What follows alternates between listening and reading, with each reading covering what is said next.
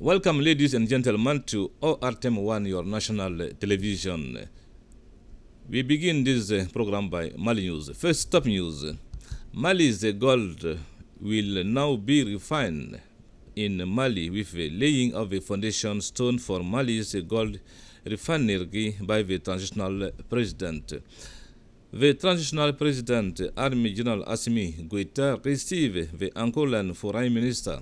Tete Antonio is carrying a message from Angolan President João Lourenço, who is also the current chair of the African Union. June 17 marked the end of the 26th edition of the Environment Fortnight. This year, the festivities were relocated to Saint. Several activities took place during the 2025 edition. Ladies and gentlemen, welcome to ORTM News. The transitional president, Army General Assimi Goïta, received the Angola foreign minister. Tete Antonio brought a message from Angola President João Lourenço, who is also the current chair of the African Union. Several topics were discussed in the context of cooperation between Mali and Angola. The report of the audience with Alfsen Touré and Angèle Dambélé for the translation.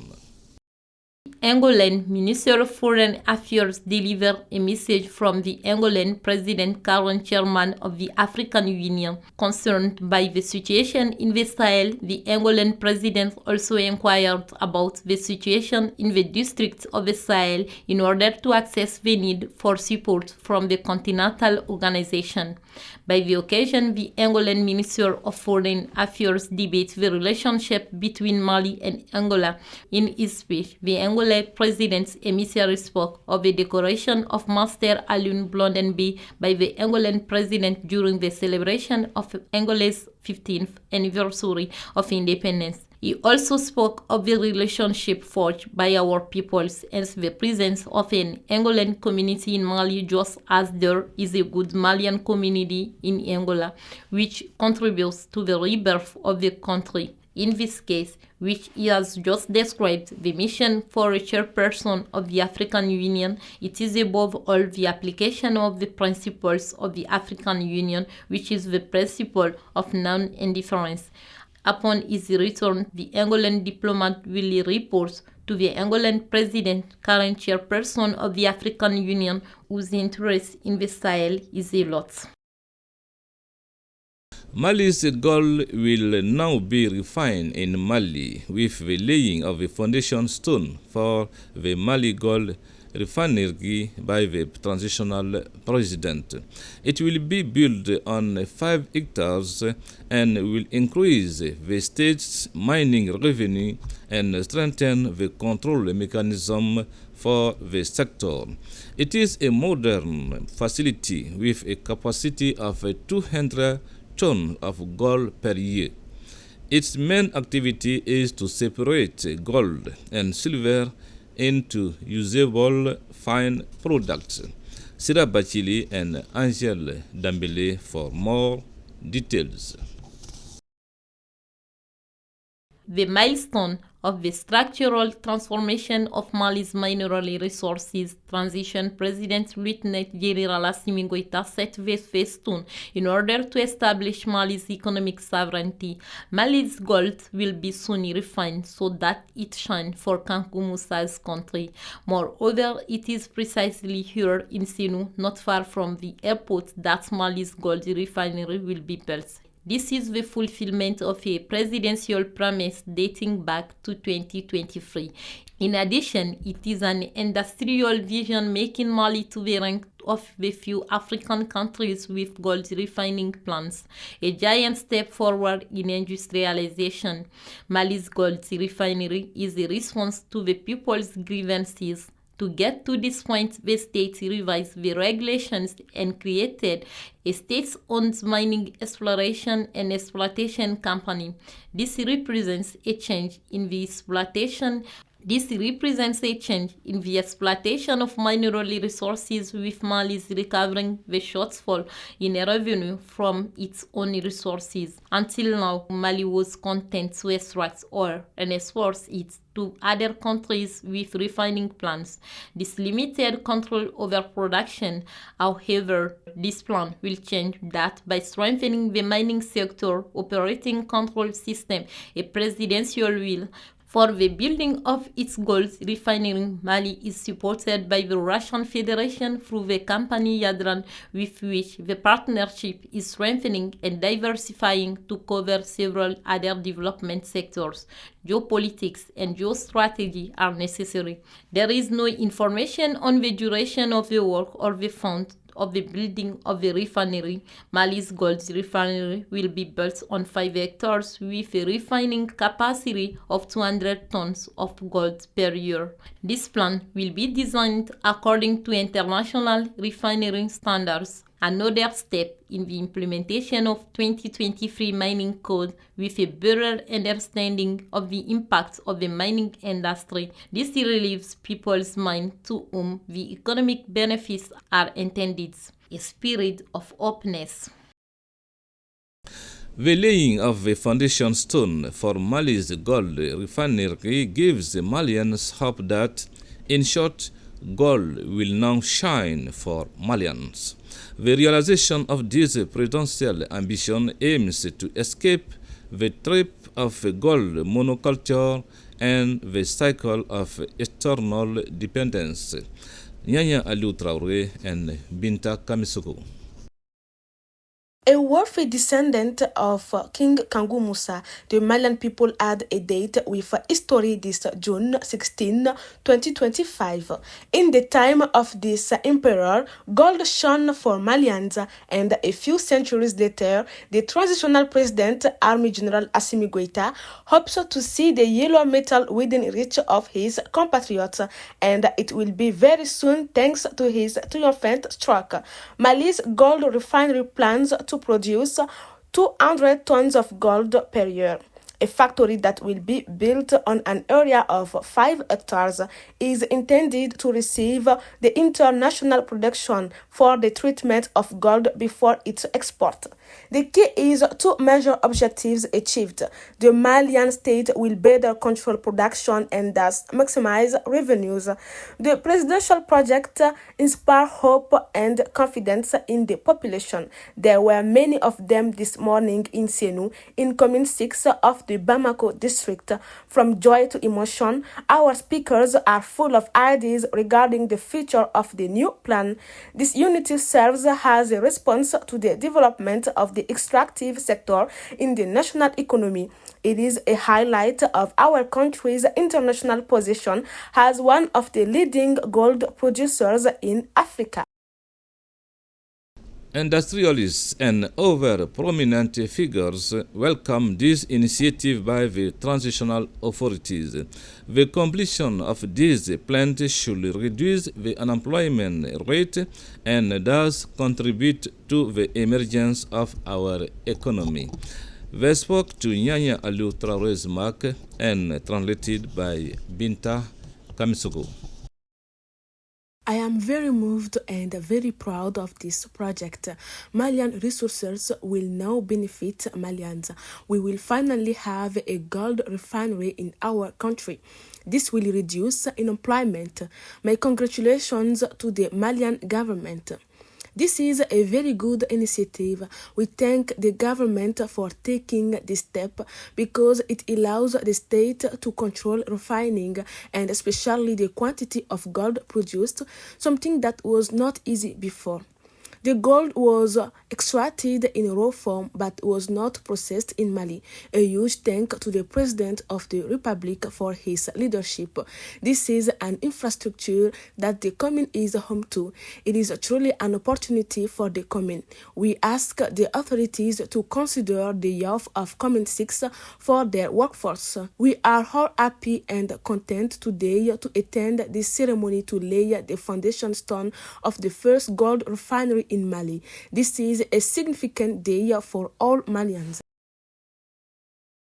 World Day to combat desertification and drought is celebrated on June 17.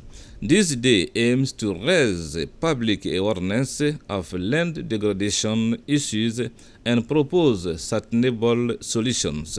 In her speech, the Minister of Environment, Sanitation and Sustainable Development highlighted the various reforms undertaken by our country in the field of environmental protection and initiatives to restore degraded land. Alfsen Touré and Gassou Diarra for the summary.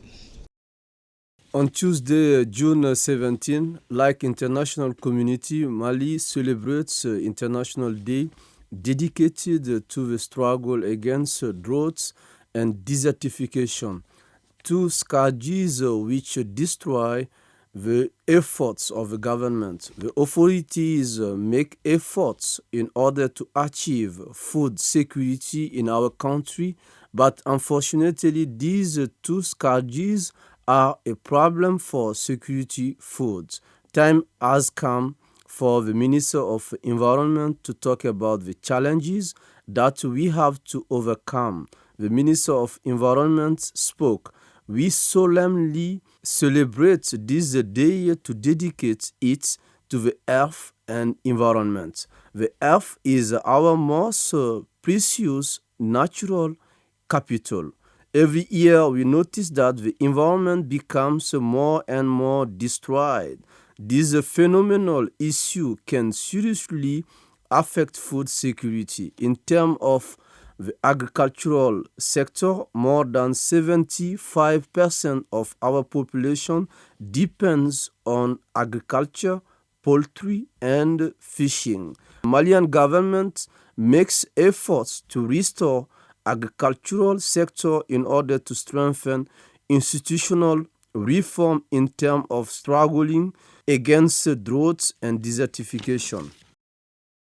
In sum, the light went out on the activities of the 26th edition of Environment Fortnight. The Secretary General in charge of the Ministry of the Environment, Moussa Diarra, presided over the ceremony after a morning of tree planting in the courtyard of Central Extension School. Drissa Kone's report and Maria COULIBALY for translation. The 26th edition of the Environment Fortnight served as an opportunity for the actors to increase awareness, communication, and mobilization around environmental issues. According to Moussa Diarra, one of the actors, through various activities such as open days, conferences, and debates, reforestation campaign, field visits, media broadcasts, exhibitions, training, and demonstrations, we will bring the environmental message to all the social strata across the country. The two themes of combating plastic pollution and land restoration at the heart of these activities allowed for major issues to be addressed. On behalf of the Agues authorities, Moussa Diarra praised the national mobilization that led to the success of this edition, which concluded these activities. After the ceremony, a tree planting session took place in the courtyard of the Central Extension to the 27th edition. Senior officials from the Prime Minister's office are attending a course on public procurement. This is thanks to a 5-day high-level seminar that began on Monday. Participants will strengthen their capacity in public procurement procedures and public service delegations. The training is a part of the modernization of public finance management. Mamari Kone and Gassou Diarra for the report. In Mali, public communes procurement is something important for the capital. In 2024, public procurement was estimated up to 700 billion CFA. According to the Public Procurement Regulatory Authority, in addition, many public procurements achieved by the communes are funded by national budgets. Most people who are going to competition to make public procurement is one of our priority. That is for why we organize the training. We have trained many people in this work. We could have trained more than 6,000 people who are interested in public procurement. To organize this meeting in collaboration with public procurement regulatory authority and the Office of the Prime Minister, would like to strengthen this training for good control of public procurement. End of activities of the 8th Ordinary Session of the 6th term of Economic, Social, Environmental and Cultural Council. It took place in Kuluba at the institution's headquarters in the presence of the Prime Minister. At the end of 2 weeks of work, the annual report assessing the expectation and needs of the population was examined and adopted. A report by Bemba Sibi and Maria COULIBALY. The annual collection of population expectations and needs assessments was adopted by the Republic's councillors.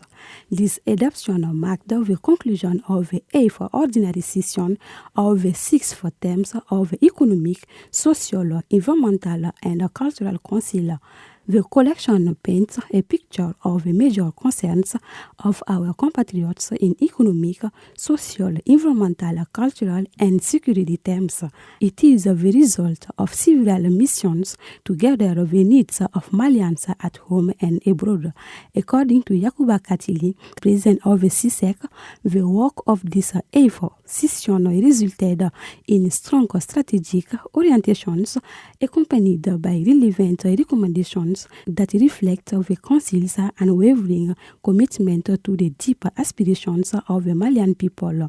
The President Katili highlighted the innovations brought to the functioning of the consultative body, but despite this, some significant challenges remain.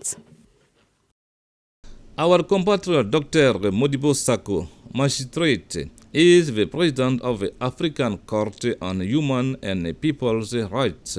As a reminder, Dr. Sako held the position of vice president of the court for 2 years under the presidency of Tanzanian Imani Dod Aboud. This election, in addition to being a recognition of merit, is a real diplomatic success. Garibou Peru and Fatou Dramé for details. The top of the African Court on Human and People's Rights, we see Mali, one of the highest judicial institutions on the continent, now headed by our compatriot Dr. Modibo Sako, whose silence in the courtroom and rigorous legal texts, our fellow citizen, a magistrate of exceptional rank, immerse us behind the scenes of Pan-African justice. The African Court of Human and People's Rights was established and adopted in Ouagadougou in June 1998. It entered into force in 2004, and the court began its work in 2006. It is the only continental court with jurisdiction. Its mission is to ensure the judicial protection of human rights in Africa. This was Article 3 of Protocol. The court has jurisdiction to hear all cases and disputes concerning the interpretation and application of the Charter and any other jurisdictions relating to human rights. Within this jurisdiction, the court issues orders including interim measures and judgments which must be implemented for effective protection of human rights. The African Commission of Human Rights, which was established by the African Charter, in its Article 30 and Article 45 of the Charter is manifested through the following points: gathering documentation, conducting studies and research on African problems in the field of human rights.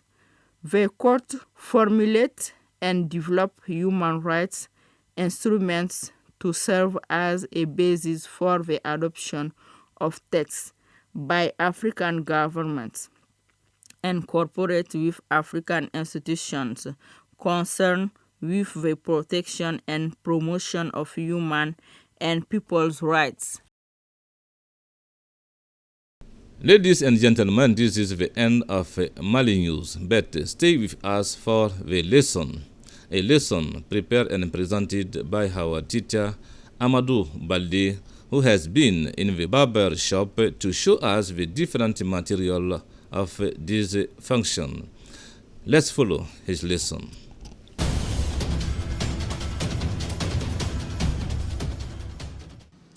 Hello everybody, welcome to your English class. Have you been to the barber shop? Êtes-vous parti chez le coiffeur ces deux temps-là? If not, there's not a problem because I'm taking you right to the barber shop. Please follow me.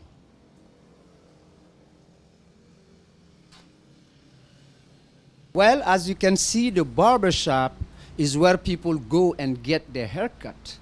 C'est là où les gens vont pour se coiffer et s'embellir. So when you get into the barber shop, what do you see? Qu'est-ce que tu vois lorsque tu rentres dans le barbershop? You see mirrors. You know, the barbershop is a well-decorated place with nice mirrors all over the world. Et qu'est-ce que ça fait? Ça permet non seulement à celui qui est en train de se coiffer de se voir, you can see your own reflection, mais ça permet aussi au barber to know exactly how your hair looks from back to front and side to side. Pour moi, le barber, c'est lui le spécialiste. C'est un artiste. Parce que ce qu'il fait avec nos cheveux is extraordinary. It depends. He got many styles. He can give you the shortcut, you know. He can give you the trim. And the young generation prefer the afro. Et lui, le barber, can even draw on your head. C'est pourquoi je dis que c'est un artiste. Now, la question qui se pose is what? What kind of tools the barber uses to cut your hair? Quels sont les outils qu'ils utilisent pour vous couper la tête?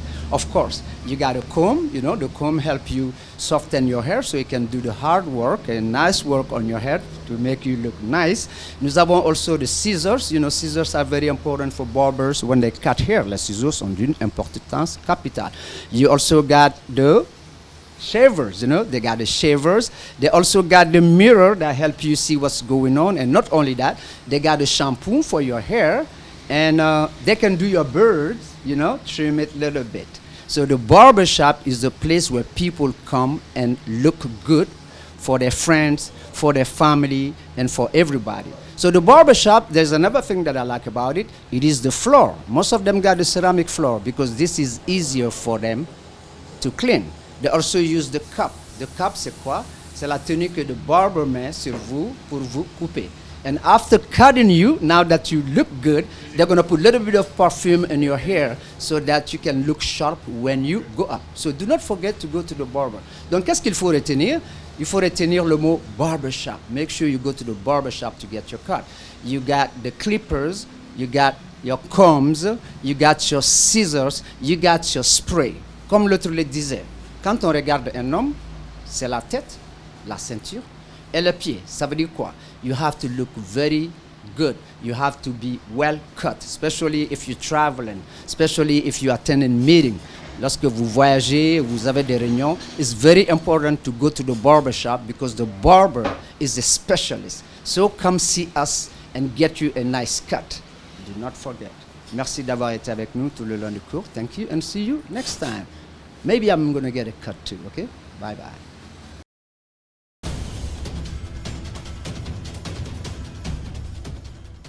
We are at the end of English time of today. We'll be together next Saturday at 5:30 p.m.